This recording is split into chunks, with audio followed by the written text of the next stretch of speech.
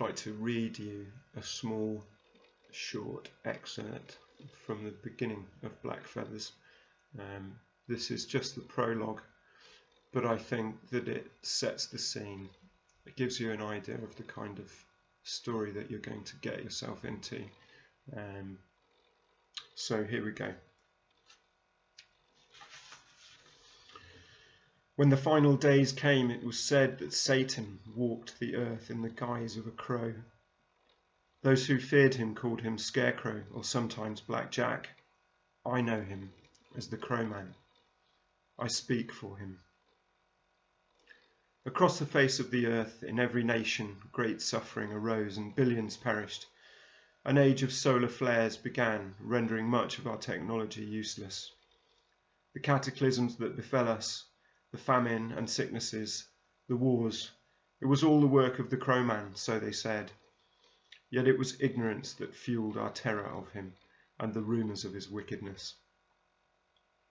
Ignorance and convenience, we needed someone to blame. None who beheld the Crowman, whether in dreams or in reality, ever forgot him, nor will he be forgotten now. We still recall his deeds of war and sacrifice. We tell his story to our children so that they may pass it on to theirs. Only in this way can we keep him close and dispel the lies. This you must understand. The Crowman is no more evil than you or I. Hear his tale now. Take it to heart. Though it pains me, I will tell it clear and true. I do not want to recount it.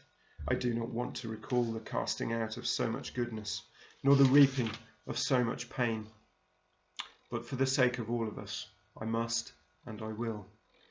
Mark it well. Tell your kin and those you love his story. Tell them this. Satan walks nowhere on this earth, nor has he ever, save where he treads within the human heart. Tell his story and let us keep the Crowman alive for as long as our kind walks the greening byways of this world. Above all, make them understand one thing. The Crowman is real. Where does his story begin? It begins in England, not really all that long ago. It begins with a nativity, the coming into the world of a special child. It was this infant who changed everything, this lonely boy who became a man in the harshest of times. It was he who was destined to seek out the Crowman, only he who had the grace and strength to find him.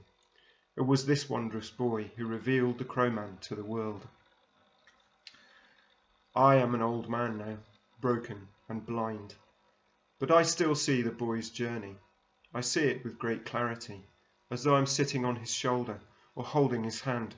Sometimes I look out through his eyes, other times I watch from above. I see everything, even the things he couldn't.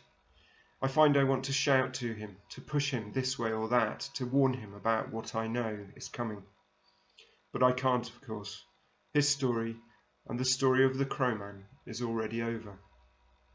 It finished long, long ago, and there's no changing any of it now. All I can do is tell it, and in the telling, resurrect him for the good of all.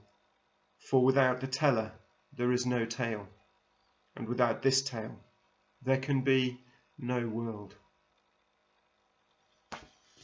I hope you enjoy the rest of it if you get into it.